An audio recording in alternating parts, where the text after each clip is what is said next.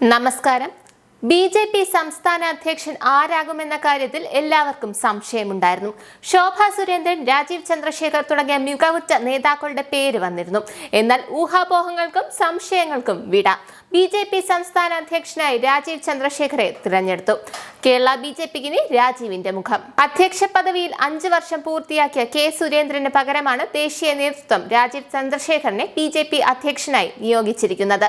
സംസ്ഥാന അധ്യക്ഷനെ തിരഞ്ഞെടുക്കുന്നതിനായി കഴിഞ്ഞ ദിവസം ബി.ജെ.പി. തിരഞ്ഞെടുപ്പ് വിജ്ഞാപനം പുറത്തിറക്കിയിരുന്നു. കേരളത്തിൽ പുതിയൊരു മുഖം നേതൃസ്ഥാനത്തേക്ക് വരട്ടെ എന്നാണ് ദേശീയ നേതൃത്വത്തിന്റെ നിലപാടായിരുന്നത്. രാജീവ് ചന്ദ്രശേഖറിന് അനുകൂലമായതും ഇതുതന്നെയാണ്. എല്ലാ വിഭാഗത്തെയും ആകർഷിക്കാൻ പറ്റുന്ന ആൾ സംസ്ഥാന പ്രസിഡന്റായി വരണമെന്നായിരുന്നു ബി.ജെ.പി. കേന്ദ്ര നേതൃത്വത്തിന്റെ നിലപാട്.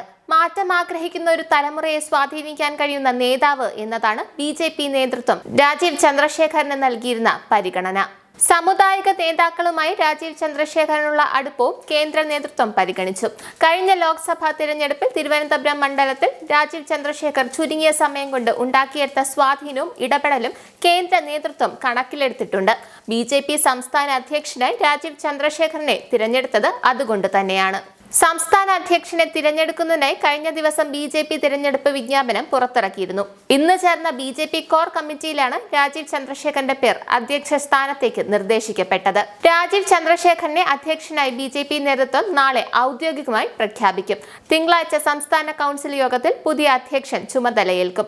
5 വർഷമായി സംസ്ഥാന അധ്യക്ഷ സ്ഥാനത്ത് തുടരുന്ന നിലവിലെ അധ്യക്ഷൻ കെ സുരേന്ദ്രൻ നാളെ സ്ഥാനമൊഴിയും. സുരേഷ് ഗോപിയുടെ തൃശൂരിലെ വിജയവും സമീപകാലത്ത് മറ്റ് പാർട്ടികളിൽ നിന്നുള്ള ആളുകൾ ബി.ജെ.പിയിലേക്ക് എത്തുന്നതും പരിഗണിച്ചാണ് നേതൃമാറ്റം കേരളത്തിന് അനിവാര്യമാണ് എന്ന നിലപാടിലേക്ക് ബി.ജെ.പി. കേന്ദ്ര നേതൃത്വം എത്തിയത്. അധ്യക്ഷ പദവി ഏറ്റെടുക്കണമെന്നാവശ്യപ്പെട്ട് നേരത്തെ കേന്ദ്ര ആഭ്യന്തരമന്ത്രി അമിത് ഷാ രാജീവ് ചന്ദ്രശേഖറുമായി കൂടിക്കാഴ്ച നടത്തിയിരുന്നു.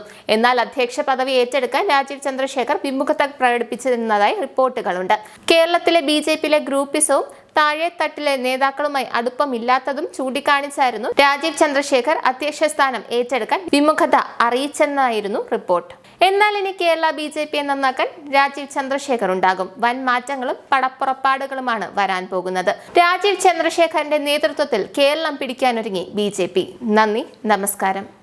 നിങ്ങൾക്കും ആനന്ദ മീഡിയയുടെ പ്രേക്ഷകരിൽ ഒരാളാകണ്ടേ?